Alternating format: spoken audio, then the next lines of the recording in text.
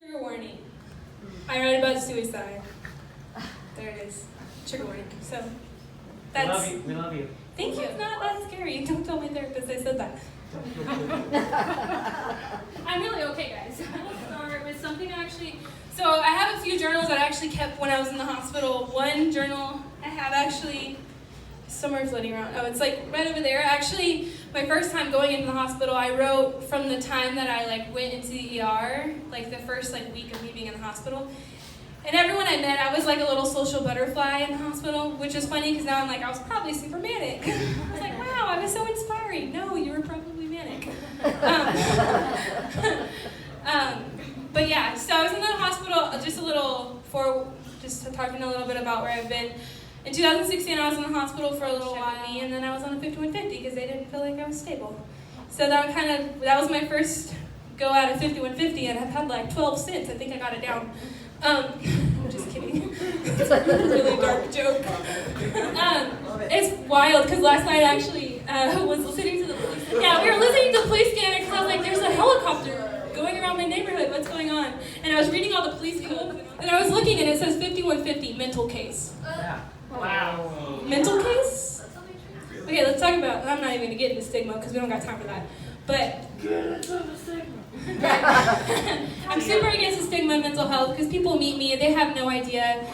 And then I tell them, yeah, it's wild because I'll get in an Uber and they're like, where am I picking you up from? Before I had my car when I was taking a bus to work.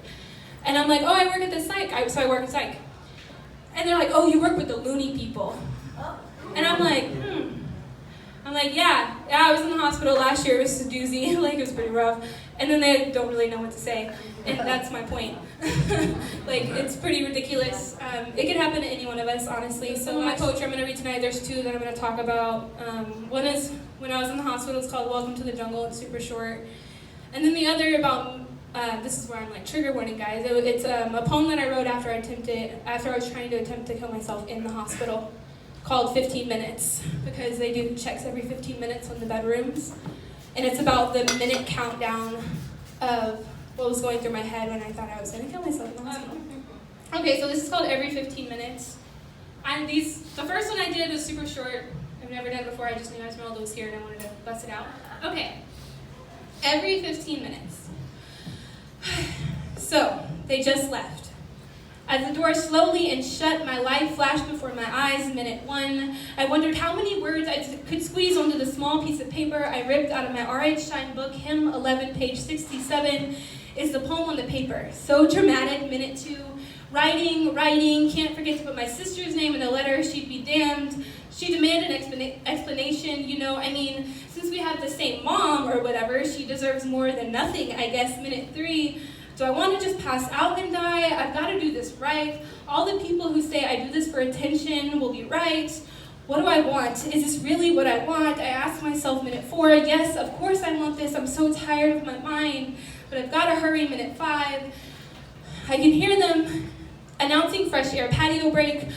What do I do? I just want, what do I want? One more patio break before I do this? No, the life out there might remind me of too much life, and life and death don't really mix well together, although it takes darkness to see light. My brain hurts. Minute 6, still no tears streaming. Am I being impulsive? So many questions. Minute 7, I finished the letter. The darkness in the room is swallowing me. Minute 8, minute 9, I hear people laughing outside of my door. Oh, the irony of what's going on in the room on the other side. Room 221 is my room number. I could just walk out and ask for help, but my body won't let me. My fucking body won't let me. Minute 10. So the plan is to use my leggings. They don't allow ropes or strings of any sorts here, but for some reason my mind finessed a loophole. This room is suicide proof. I can't hang myself anywhere, but if I put my leggings around my neck tight enough, I can be done. Minute 11. Can they see the note I left?